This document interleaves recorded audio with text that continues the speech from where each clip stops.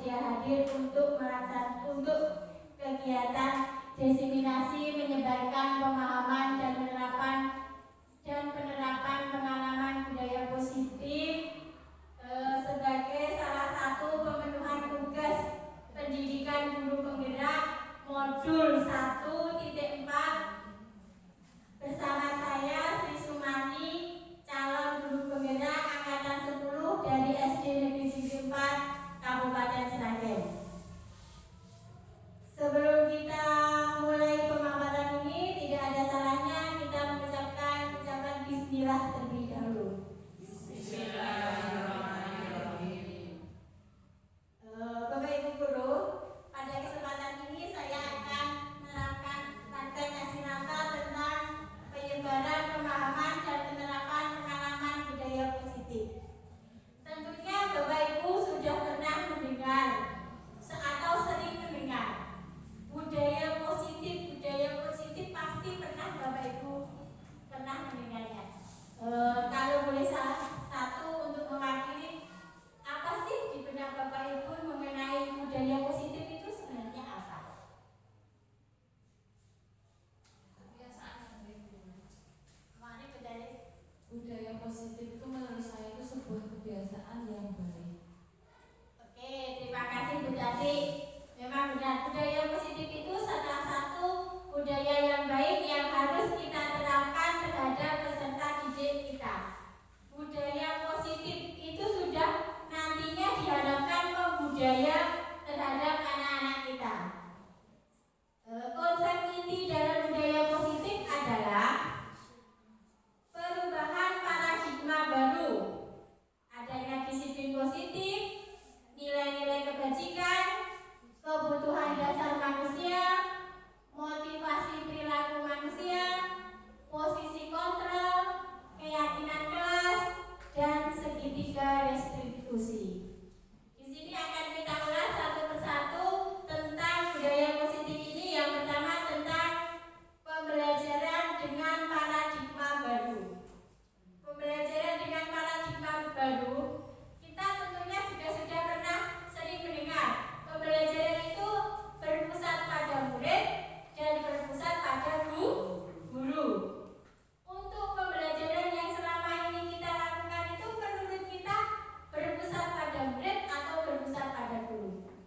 Kalau kelas 1 berpusat pada murid. Kalau kelas 1 alhamdulillah berpusat sudah menerapkan pembelajaran berpusat pada murid. Untuk kelas yang lain? Belum, masih berpusat pada guru. Nanti apa bedanya pembelajaran itu yang berpusat pada murid dan berpusat pada guru? Kita akan belajar bersama-sama tentang pembelajaran dengan paradigma baru sesuai dengan pemikiran Ki Hajar Dewantara. Pembelajaran dengan paradigma baru adalah pembelajaran yang dirancang berdasarkan prinsip pembelajaran berdiferensiasi, sehingga para peserta didik itu belajar sesuai dengan kebutuhannya berdasarkan tahap perkembangan sesuai teori psikologi modern untuk mewujudkan profil pelajar Pancasila. Dalam kurikulum Merdeka ini kita dituntut untuk P5, profil pelajar Pancasila. Salah satunya dengan menerapkan pembelajaran yang berpusat pada murid, pada anak. Kita harus berusaha untuk menerapkan pembelajaran pada anak, karena selama saya menjadi guru itu masih menerapkan pembelajaran yang berpusat pada guru. Guru lebih mendominasi dalam pembelajaran, sehingga anak-anak itu kurang diberi kebebasan dalam belajar. Dengan adanya perubahan mindset, perubahan paradigma ini, kita dituntut untuk pembelajarannya itu berpusat pada murid. Kita melaksanakan pembelajaran yang berdiferensiasi, disesuaikan dengan kebutuhan peserta didik. Dalam penerapan pembelajaran ini banyak sekali kendala mungkin yang dihadapi. Menemukan kendala betul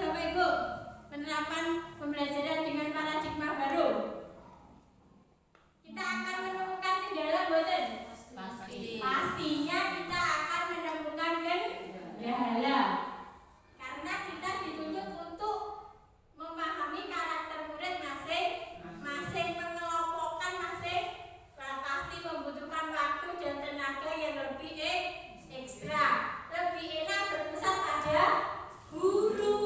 Tapi itu sudah nantinya kita tidak akan berkembang dan tidak sesuai dengan pemikiran Ki Hajar Dewantara. Begitu Bapak Ibu untuk pembelajaran dengan paradigma baru. Miskonsepsi tentang teori kontrol. Ilusi guru mengontrol murid. Kita itu pikirannya guru itu bisa mengontrol murid. Padahal sebenarnya itu keliru. Tidak bisa kita mengontrol murid. Semua keinginan, semua apa-apa itu yang bisa adalah dirinya sendiri yang bisa mengontrol. Kita tidak bisa mengontrol anggapan kita bisa mengontrol, padahal belum tentu. Yang kedua adalah ilusi bahwa kritik dan membuat rasa bersalah mampu menguatkan karakter. Kita sering tahu membuat anak merasa bersalah, sering tidak?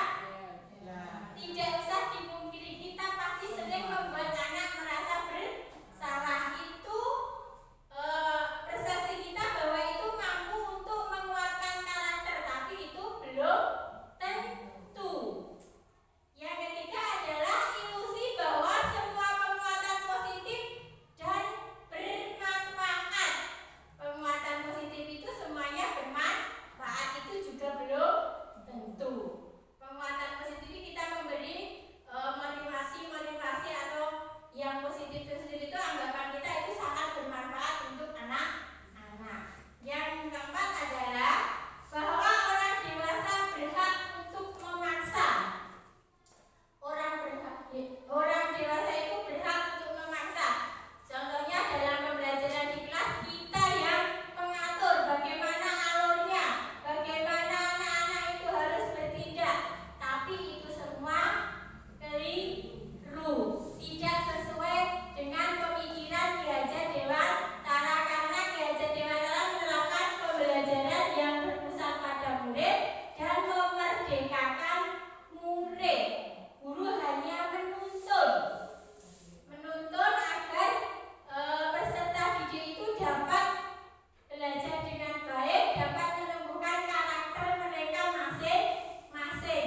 Yang terpenting itu bukan motivasi yang timbul dari kita, tapi motivasi yang timbul dari diri anak-anak masing-masing. Motivasi intrinsik lebih penting ketimbang motivasi dari luar. Kalau dari dalam itu bisa diterapkan terus. Kalau kita yang memotivasi, kalau kita tidak ada riwa, tidak apa, pasti sudah tidak dilaksanakan. Tentang kita harus merubah paradigma stimulus respon ke pendekatan teori kontrol. Yang pertama adalah realitas, kebutuhan kita itu sama, itu dalam stimulus respon. Tetapi dalam teori kontrol, realitas atau kebutuhan kita itu berbeda. Kita menganggap kebutuhan anak itu semuanya sama, tetapi ternyata kebutuhan masing-masing anak itu berbeda. Dalam pembelajaran disatukan jadi satu, kita anggap semua anak kebutuhannya sama, tetapi kebutuhan anak itu berbeda. Dalam stimulus respon lagi, semua orang melihat hal yang sama. Kalau teori kontrol, setiap orang memiliki gambaran yang berbeda. Imajinasi anak-anak itu berbeda dalam mengikuti suatu pembelajaran. Tapi anggapan kita, jika kita menerangkan tentang tata surya, anak-anakku bicara tentang planet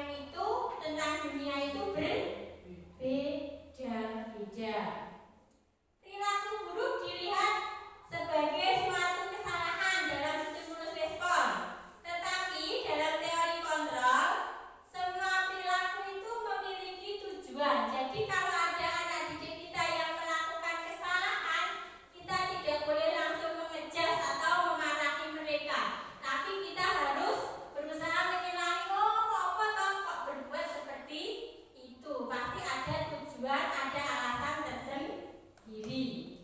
Yang selanjutnya, orang lain bisa mengontrol saya dalam stimulus respon. Tetapi dalam teori kontrol,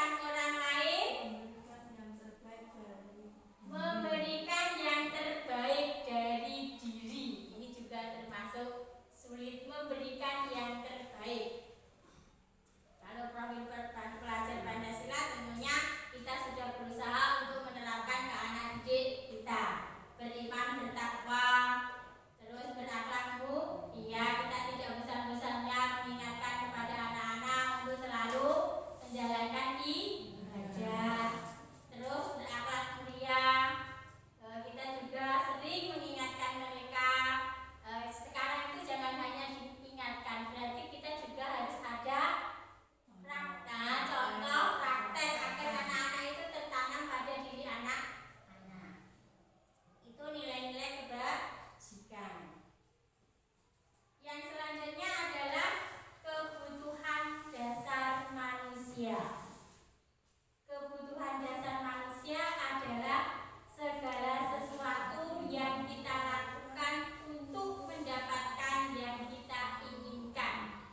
Apa-apa yang kita lakukan tujuannya untuk mendapatkan yang kita inginkan. Semua usaha yang kita lakukan itu pasti memiliki tujuan tertentu. Untuk itu kita berusaha yang terbaik agar kebutuhan kita terpenuhi. Itu kebutuhan dasar manusia. Apa saja kebutuhan dasar manusia itu? Ada 5 dasar kebutuhan manusia. Yang pertama, 1, bertahan hidup. Bertahan hidup itu ya kita perlu makanan, pakaian, tempat tinggal, kesehatan, keamanan. Kalau ini dalam pelajaran SD, kebutuhan primer, kebutuhan tersier adalah kebutuhan bertahan hidup.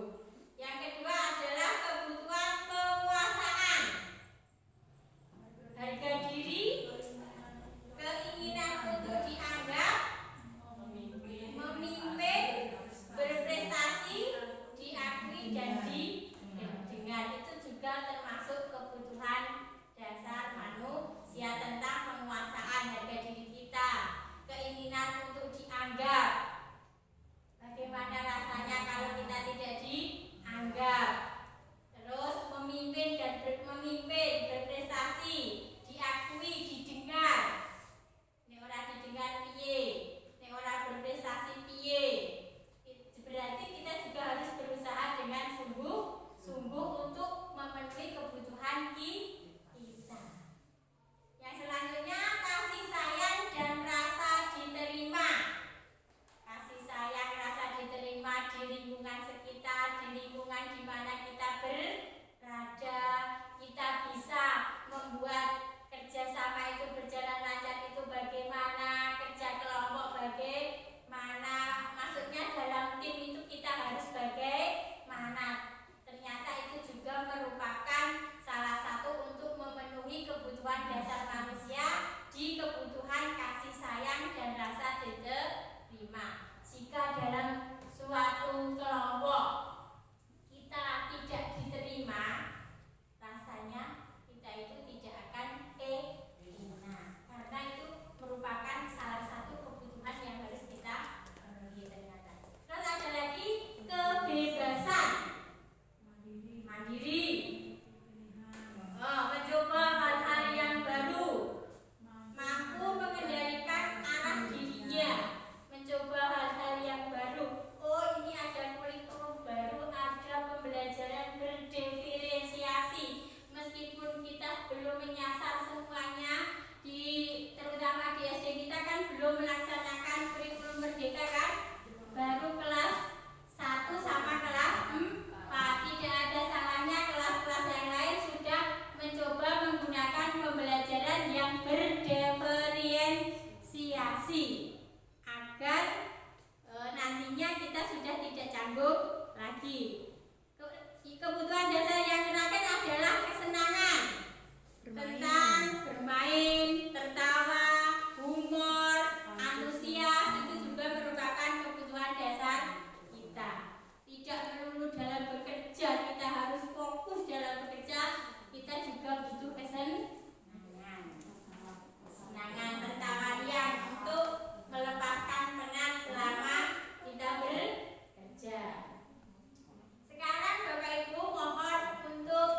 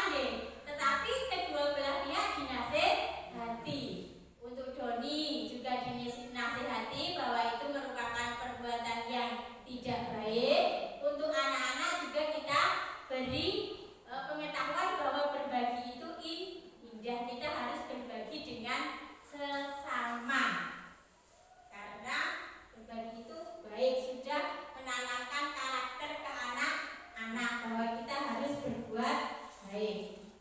Selanjutnya, motivasi perilaku manusia.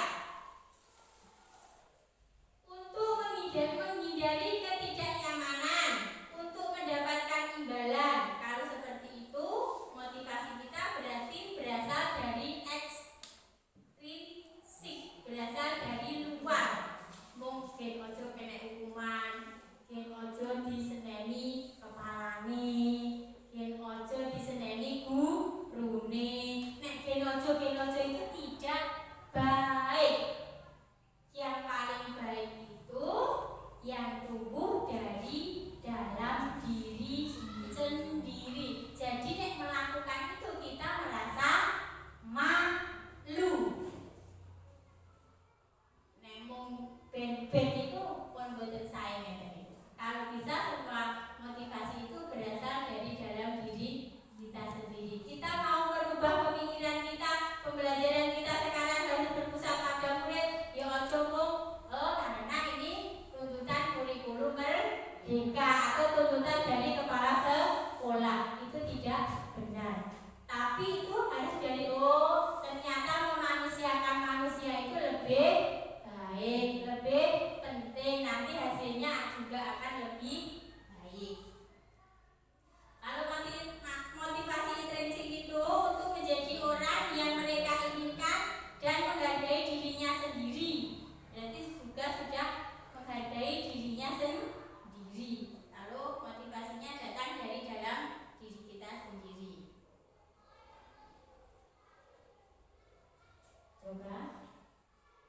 Bila di sekolah Anda tidak ada peraturan yang mengharuskan guru datang tepat waktu dan tidak ada surat teguran bagi guru yang datang terlambat dan tidak ada atasan yang memuji Anda, apakah Anda akan tetap datang tepat waktu atau mengajar murid-murid Anda? Jelaskan alasan. Apakah Anda tetap datang tepat waktu untuk mengajar murid-murid Anda? Jelaskan alasan Anda. Saya kepingin tahu tentang motivasi perilaku manusia. Nanti dari jawaban Bapak Ibu itu terlihat itu motivasi yang berasal dari dalam diri Bapak Ibu atau dari luar. Motivasi yang berasal dari luar. Meskipun tidak ada peraturan yang mengharuskan kita datang tepat waktu, apa yang Bapak Ibu lakukan? Mohon salah satu berkenan untuk memberikan pendapatnya.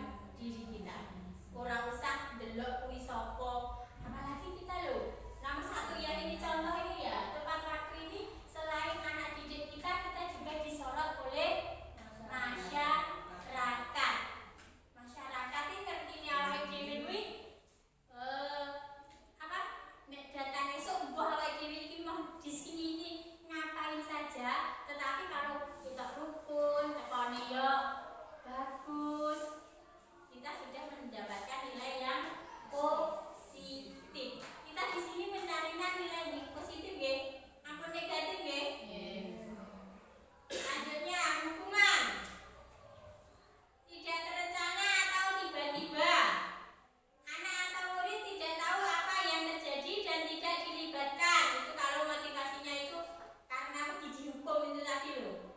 Bersifat satu arah, bisa berupa fisik maupun psikis. Kalau konsekuensi terencana dan sudah disepakati, murid tetap dibuat tidak nyaman. Sikap guru senantiasa memonitor murid, itu konsekuensi. Akhirnya tentang restitusi, yang paling baik adalah kita menggunakan restitusi.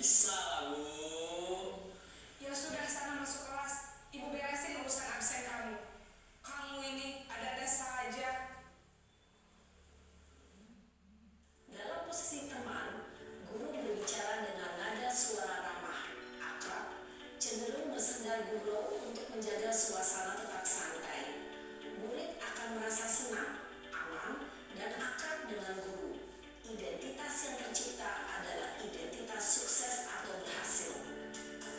Namun, perlu diingat, karena ini masih dorongan eksternal, maka ada faktor ketergantungan dari murid kepada orang tertentu. Di sini, guru absennya, sehingga di lain waktu, murid bisa berperilaku baik, namun hanya kepada orang-orang tertentu saja.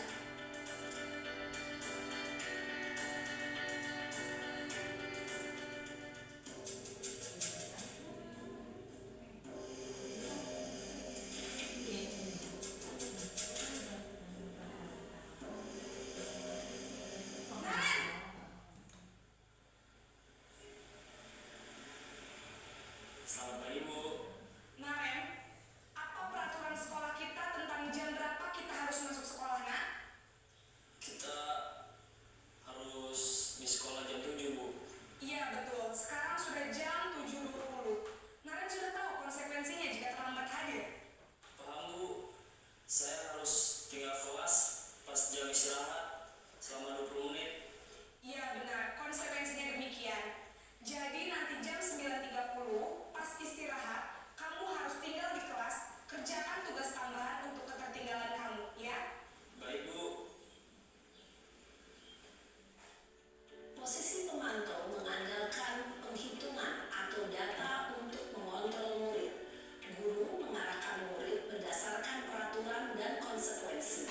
Seorang pemantau menunjukkan bahasa tubuh dan ekspresi wajah yang datar dan cenderung formal.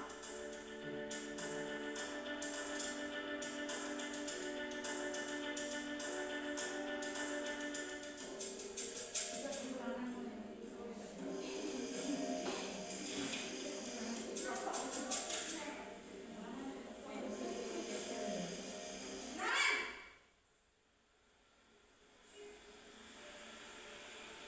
Selamat pagi, Bu. Selamat pagi, Naren. Maaf, Bu. Saya terlambat.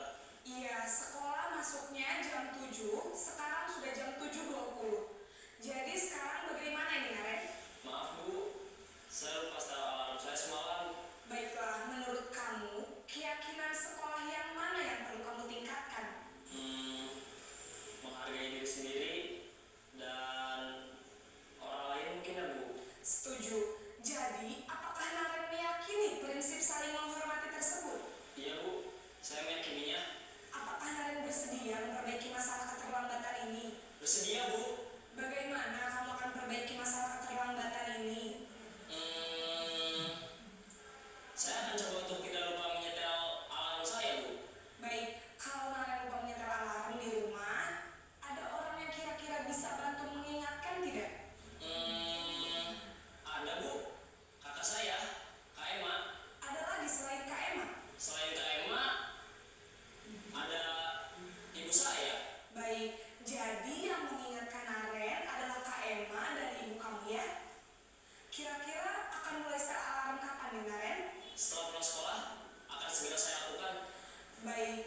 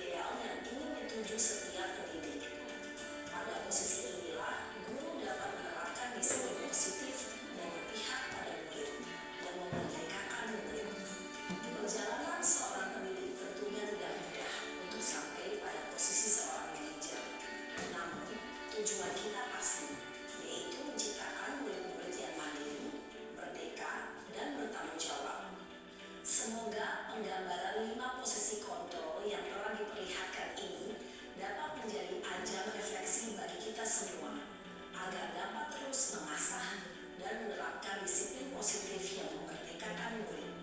Mari terus berlatih dan bersemangat. Selamat menerapkan. Salam dan bahagia Ibu dan Bapak Guru. Bapak Ibu sudah menyaksikan 5 posisi kontrol yang harus kita terapkan terhadap anak didik kita.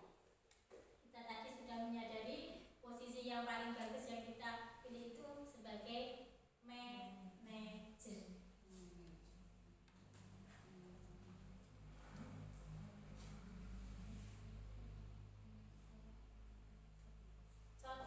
Contoh penerapan 5 posisi kontrol guru. Kasusnya, murid tidak memakai atribut lengkap saat upacara bendera. Kalau posisi penghukum, hormat kepada bendera selama 1 jam. Merasa bersalah, barangkali Bapak harus memberitahu kamu selalu saja mengecewakan Bapak atau Ibu. Kalimat-kalimatnya seperti itu. Halo teman, ayo dong ikuti aturan sekolah. Tolong bantu Bapak. Ya, sekali ini saja. Ya sudah, tidak apa-apa.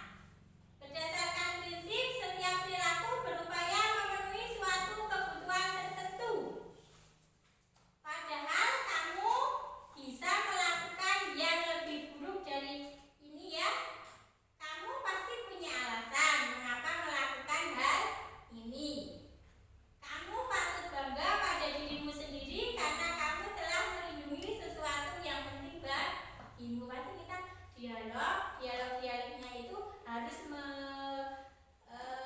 mencerminkan adanya menstabilkan, adanya validasi, dan adanya menanyakan keyakinan ke kelas. Berdasarkan prinsip teori kontrol bahwa pada dasarnya kita termotivasi secara intrinsik. Apa yang kita percaya sebagai kelas atau keluarga, nilai-nilai umum apa yang telah kita sepakati,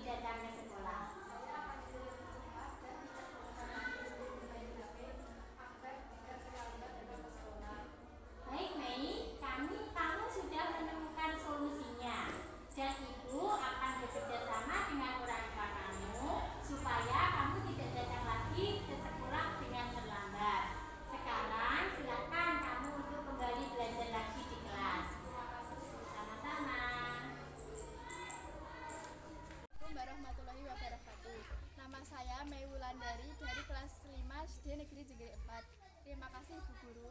Saya senang sekali diajak berdiskusi dengan Ibu Guru untuk dapat menentukan kesalahan yang setelah saya lakukan.